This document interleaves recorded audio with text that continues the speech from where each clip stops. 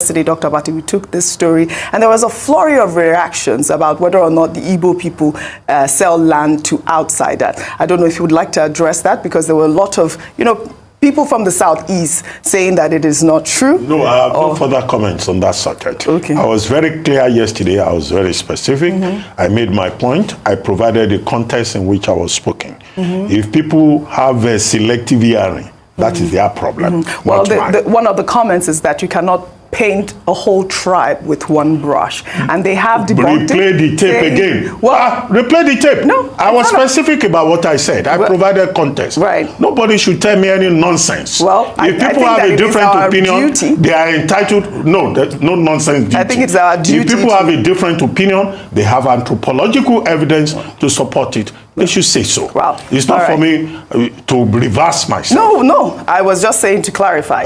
Except you are expressing your own opinion. No. And then I will come after you and say you are wrong. There's been a flurry of reactions. Yes. And I have to present that it. It comes is my with duty. the job. That comes with the job. It is my duty. It's a free country. It is my duty to present the reactions of the Nigerian people. And not to come and challenge me. Absolutely not. I asked you if you would like to comment. I asked if you would like to comment. I told you. Well, the conversation is that a whole tribe cannot be painted with one man's experience. Dr. Abati under fire concerning the comment he made about Igbo people on the issue of whether Igbo sell land to strangers or not. In fact, he almost lost it to audio on a Rise News presentation. And the issue was that Chinix was trying to let him understand that you cannot use one person's experience to generalize the numerous of others. But he flares up against Chinix, and he said that if Chinix want to attack him on what he said on that issue, that they will fight, which is so unprofessional. But nevertheless, before we continue this conversation, let me play what he said and how he said it for better clarification, and we'll take it from there. Let's go there. Chief Tos Benson, T.O.S. Benson, former Minister of Information, now late, on one occasion at the Nigerian Institute of International Affairs, and I'm not making this up, he said it publicly. If anybody can contradict me, let them do so. He said something about Igbo people. He said he had an Igbo wife and had an Igbo daughter, that he wanted to buy land in Igbo land for his daughter, for his wife, to say, I'm getting old, Tos Benson is getting old. Let me build in this place for my wife. He said that his in-laws told him that they don't sell land to outsiders. That is the irony of Nigeria about the politics of federation, of unity. The same Igbos who are so industrious that they are all over and they do well in other parts of Nigeria. You go as a non-Igbo man to go and buy land. You will be told that you don't belong, even as an in-law. That's by way of an aside.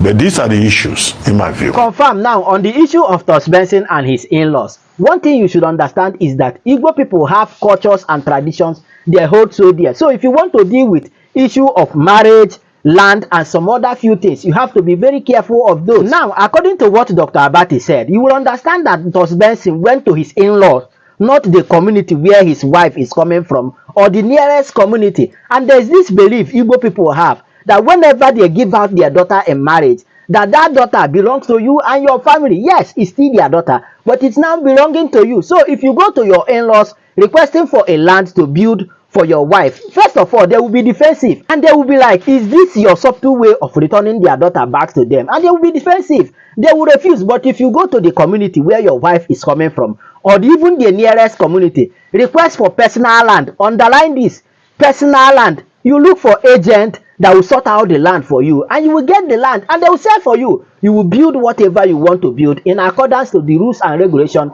that is guiding them. Now, Dr. Abati said that if you go to Umunna land as a stranger to buy land, they will refuse. Another thing you should understand is that Umunna land is not owned by one family. It is being owned by 8 to 10 or even more families. And one family does not have the right to sell any portion of Umunna land. In fact, before an Umunna land will be sold, it will go through so many rigorous consultation, meeting upon meeting, quarrels, and all that. And I don't think you will have the patience to go through those rigorous consultation and all that. But nevertheless, let me allow you to see what happened at a Rise News presentation between Chinix, Dr. Abati, and some other issues they treated on the program. And after that, I'll be back. But as you are watching, do well to subscribe to my channel if you have never done so for more updates, and also share, and I'll be back. Let's go there. Simon Ekpa, who was arrested on Thursday by authorities in Finland. Ekpa was arrested with 4 others on suspicion of inciting crimes with terrorist intent through separatist propaganda on social media. The Finnish authorities say that Ekpa used his platform to advocate for violence in southeastern Nigeria with his online rhetoric, fueling attacks on civilians and government forces, and also financing of terrorist activities with investigations tracing back to August 2021.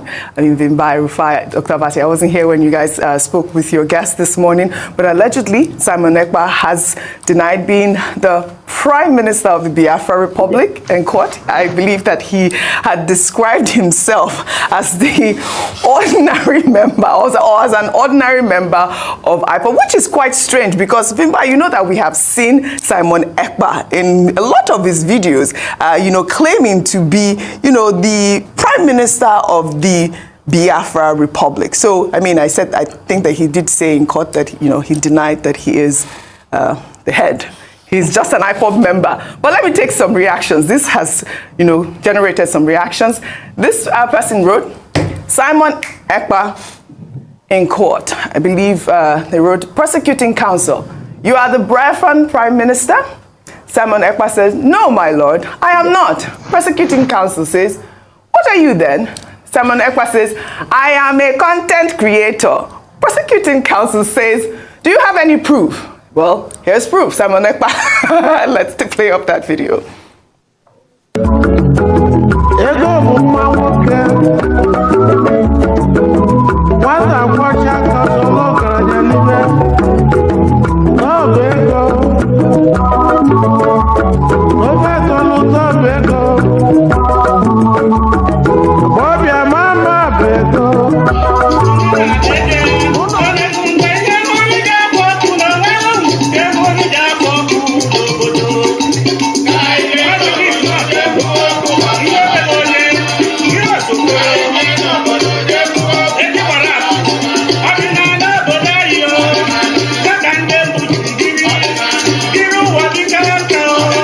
This was just cruise yesterday. I laughed so hard when I saw that tweet. And those videos circulating, how come you are no longer the head of, IPOB at this moment?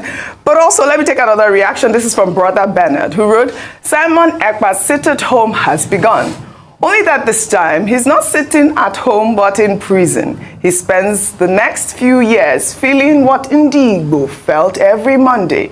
For every day he did sit at home, he'd spend a week of it in jail. Karma is real. All right, we know that the Nigerian military has called for the extradition of Simon Ekpa.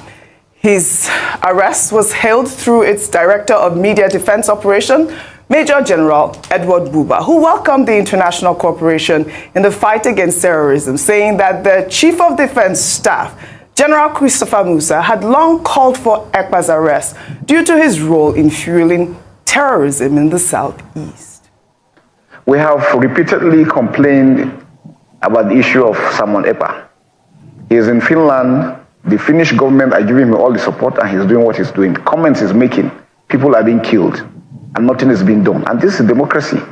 If the European Union is the one supporting democracy and this is happening and they're not taking action, then they don't mean well for Nigeria. We have said that in clear terms.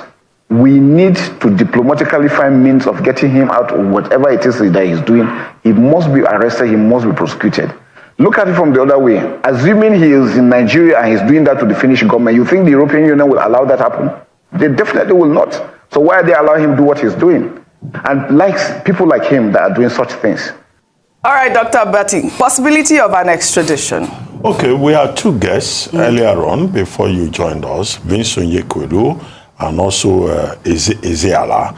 And Ezeala, who is a lawyer, pointed out that there is no bilateral extradition treaty between Nigeria and Finland. And to that extent, it may be difficult to pursue the extradition. Now, the Chief of Defense Staff has expressed his opinion, and I think it's a valid opinion. But it's also a matter that the Ministry of Foreign Affairs should take an interest in, and also specifically the Attorney General of the Federation. For what reason? For the reason that Nigeria has full rights to defend, protect its sovereignty, and to find every means possible to use diplomatic channels to make sure that somebody does not hide in Finland to destabilize Nigeria. Number two is that the Finland Department of National Investigation said that what they are dealing with is terrorism with an intent to commit crime and also financing of terrorism. Now, that in itself is an international crime, and Finland also has a responsibility to deal with that.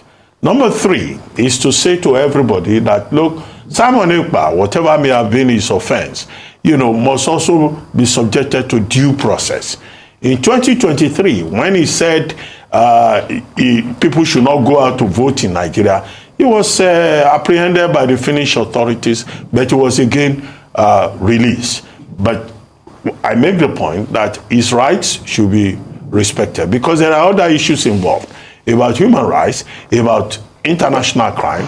Sonyekwelu, who was on this program earlier today, also pointed out. I make that point because I've seen a comment by our friend Jesu Tega Onakpasa, who says Simon Ekpa should not just be extradited, he should be shot. And I'm surprised at that that a lawyer will recommend extrajudicial execution. But I guess Jesu Tega Onakpasa was speaking out of passion.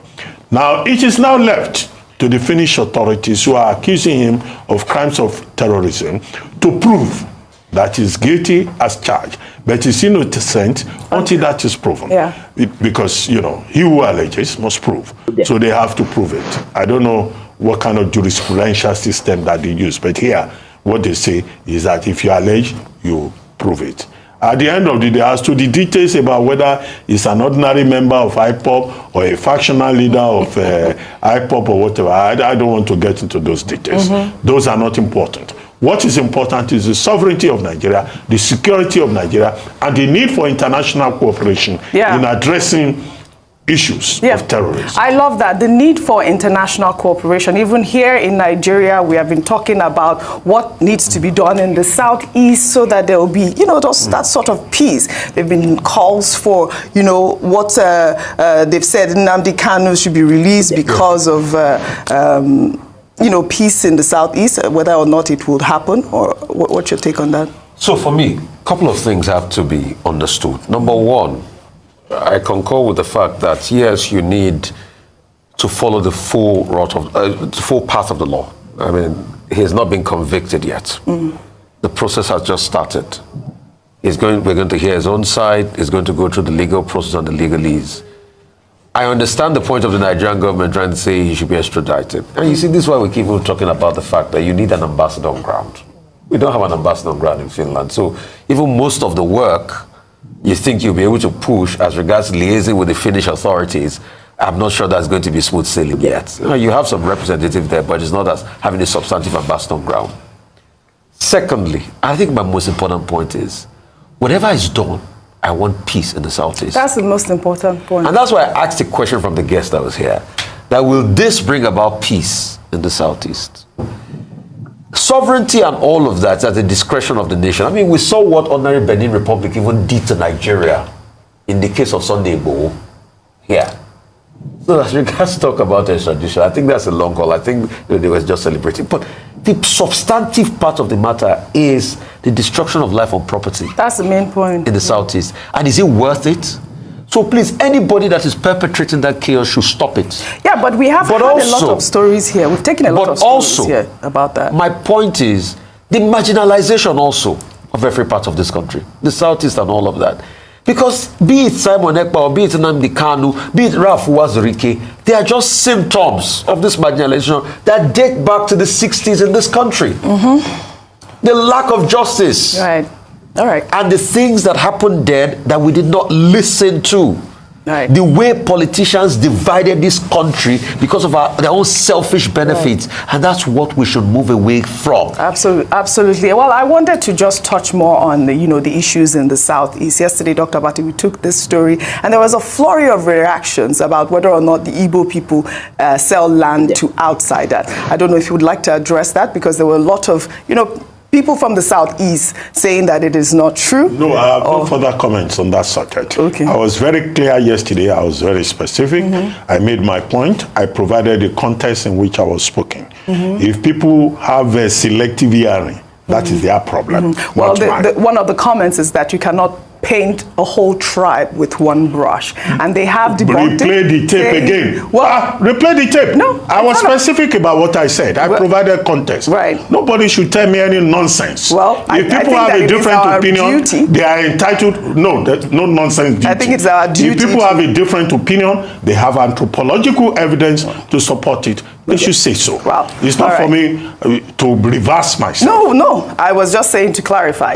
Except you are expressing your own opinion. No. And then I will come after you and say you are wrong. There's been a flurry of reactions. Yes. And I have to present that it. It comes is my with duty. the job. That comes with the job. It is my duty. It's a free country. It is my duty to present the reactions of the Nigerian people. And not to come and challenge me. Absolutely not. I asked you if you would like to comment. I asked if you would like to comment. I've told you. Well, the conversation is that a whole tribe cannot be painted with one man's experience. We'll take another story. In another development, Defense Headquarters on Thursday dismissed as laughable allegations made by the Chief Executive Officer of Tantita Security Services Nigeria Limited, Tom Polo, who accused the Nigerian Navy of aiding oil theft. Speaking on Monday night while receiving the national leadership of the Nigerian Bar Association in Delta State, Tom Polo cited an instance when the Navy shot at officials of his security firm after intercepting a vessel laden with crude oil in Rivers State. Some few days back, people intercepted a vessel in Port Harcourt where Nigerian Navy was shooting at Tantita security people with DSS and the civil defense. So we want to employ and beg that you have a duty to play in this present condition now. Because once we do reasonable arrest, what I want to appeal is that you need to help us. If somebody is coming to load a vessel of 5,000 metric tons, you will see this community here now. Nobody will have vessel. The vessel will come from other Lagos or maybe our other neighboring countries or Abuja. But the man here will now do a water boy or a canoe boy. At the end, that is the one that they will arrest or prosecute. Well, this is a huge story, Vimbai. We know that the Nigerian Navy has denied allegations that its men shot at officials of the Tantita Security Services Nigeria Limited in Rivers State. In a telephone chat with the Director, Naval Information Abuja, Comrade Adams Aliyu told Arise News correspondent Ovieteme George that a statement by the chairman of Tantita Security Services Nigeria Limited was false. I don't know your thoughts on this. I mean, this is about, talking about whether or not, these people are in cahoot. It's been a long drawn story, but for Tom Polo to come out to say, yes, he is witness to this sort of, allegation is quite grave. This isn't, I believe this isn't the first time we've heard about, disagreement between the pipeline surveillance security operators and the Navy. And I don't think it's the last time. We know that the situation it's very uneasy because everybody, it's almost like a turf war, where these contracts, these huge contracts, by the way, have been accorded for the pipeline surveillance. And the Navy feel very much that that's their terrain and they can fully handle. Last week we were discussing the proposal of the Coast Guard bill and so forth, which the Navy again is also saying that the Navy is fully capable of patrolling and protecting all of these assets, and almost feels like their territory is being infringed upon. Now, when these allegations come, sometimes you see the videos and whatever. Only God knows what really happens in the creeks, because the creeks are just a different ball game on their own. It's not even something I want to put my mouth in, because nobody really fully understands what's going on there, because you've got a lot of guys who, legacy of the amnesty and so forth, a lot of guys who have a lot of power, a lot of influence, a lot of money. operating there, and then you have the Navy as well, who's feeling threatened by that. So did it happen, didn't it happen? The honest truth is we'll never know. Of course, we have to take the stance of the Navy in this case and say, well, the Navy is saying that no such thing happened. But you know, I just wish that at the end of the day, we're here trying to plan for, is it over 2 million barrels of oil per day, and then you hear about these types of skirmishes. It makes the prospect of 2 million barrels per oil very pessimistic. If you speak to some of these, I know some of the guys who have these pipeline surveillance contracts, they'll tell you that Nigeria is doing about 2 million barrels. It's just that the rest of it is being siphoned out and is going into... I thought it was important to highlight this story because, I mean, those that are trying to sabotage Nigeria, be it, you know, the security agencies or, you know, Tompolo or whoever, this investigation needs to happen and those perpetrators need to be brought to book. We'll take another story. Nigerian Senate on Thursday approved President Bola Ahmed Tinubu's 1.77 trillion naira loan request to help finance the country's 9.7 trillion naira budget deficit for 2024. The loan is set to be part of a fresh external borrowing plan, as outlined in the 2024 Appropriation Act. The approval has since sparked mixed reactions, with some expressing concerns about Nigeria's growing debt, including Senator representing Borno South, Ali Ndume, who on Thursday urged his colleagues in the Senate to advise President Bola Ahmed Tinubu on the dangers of borrowing with securing the country. Let's take a look. Let's be blunt about it. Let's ask the government to do the right thing. And I'm sure that if we tell the president what to do, he will do it. He will do it.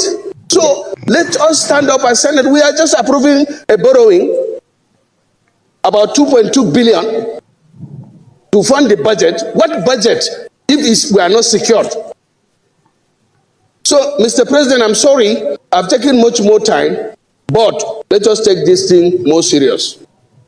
All right, Rufai, there's been a lot of reactions towards this borrowing as well, and also some statements. But let me take Atiku Abubakar's tweet, who also reacted. He said that the recent report released by the World Bank showing Nigeria as the third most indebted country to the International Development Association is very concerning. Nigeria is sinking further into debt, and the National Assembly has become an accomplice once more. In July this year, Tinubu boasted that the FIRS and Customs under his watch had collected all-time high revenues to finance the budget.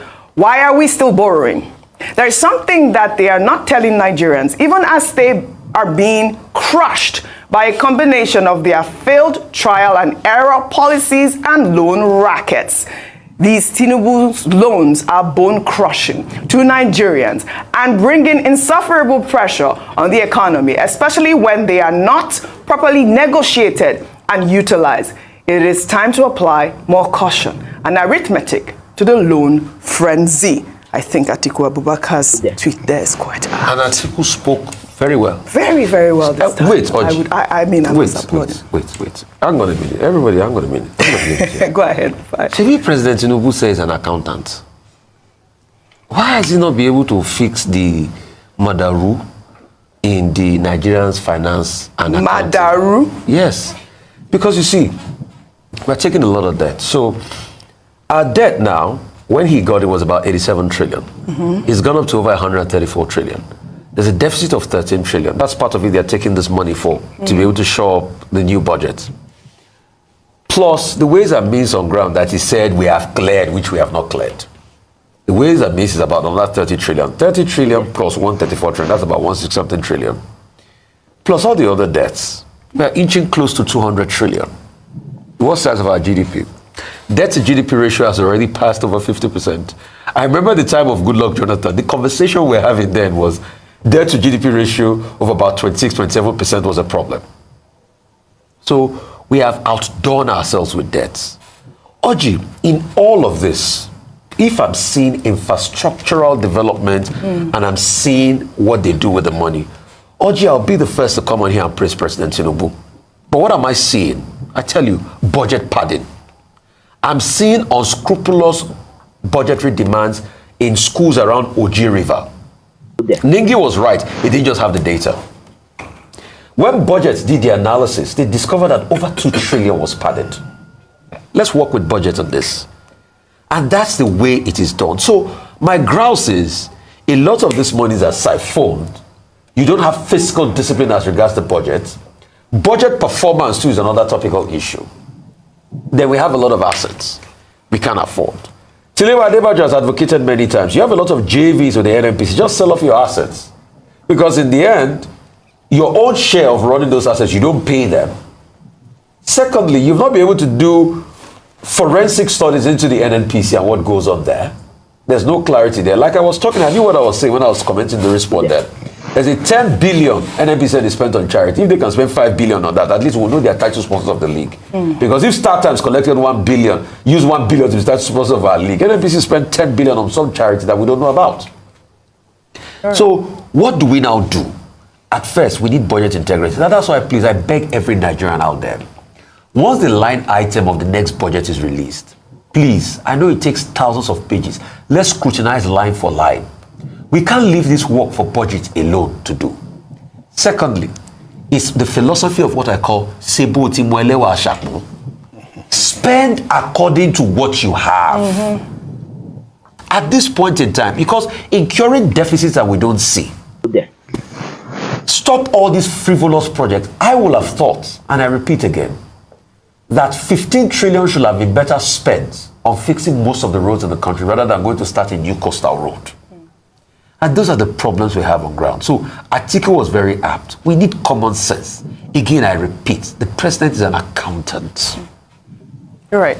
Dr. Abati, your thoughts? I know a lot of people have talked about whether or not Atiku should be commenting. Even Bode George recently on the issue of the budget and borrowing, Atiku was complaining about borrowing. Now, I hope nobody will come forward and start abusing Atiku Abubakar and saying, oh, he should not have spoken.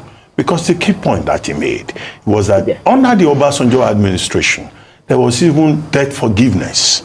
And he said a few years later, I don't know what he meant by few, because Obasanjo left government along with him in 2007, that Nigeria now finds itself in this difficult situation where it is now so heavily indebted. But whatever his position may be, and he's also saying the National Assembly is an accomplice in this borrowing spree. You also recall that Mr. Peter Obi of the Labour Party always says, look, we should focus on production rather than consumption. He says he's not opposed to borrowing, but that the borrowing should be used for productive purposes rather than consumption. So you can't shut up the opposition. The opposition will always say something. All right. We're running a presidential system, but I don't think Atiku should be asked to shut up because he has expressed an opinion, because that's the default response from the government. And however, to balance it, Atiku Abubakar may say, don't borrow. National Assembly, you are an accomplice. You are giving us more opportunities to borrow.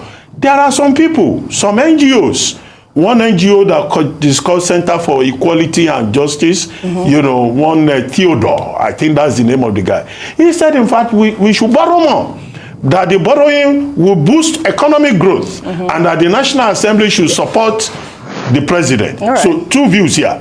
Atiku is a citizen, Mr. Theodore is a citizen. What we can say is the point that even if we borrow, if we have the wiggle room to borrow more, it should be for productivity, not consumption. Yeah. I think yesterday you brought that phrase from Mr. Peter Obi. From Peter Obi, that Donye Okupe was saying that there was no actual document, and Rufai here deflated his tire, bringing out the actual document. But I asked you a question about Bode George. You know that he had made a statement saying that Atiku should not bother contest. I mean, he's a PDP chieftain. He's saying that Bode George, Atiku will be 81 by the time he contests, and he should just forget about contesting in the 2027 election. Just your quick thought on that comment. Quick comment. The PDP at the moment is facing trials. It's in crisis.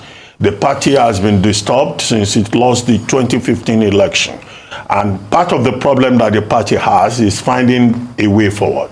Now, Chief Olabode George is not just a chieftain of the party, he's a founding father of the party. And he's telling Waziri Adamawa that, look, at 81, you don't need to run for position again.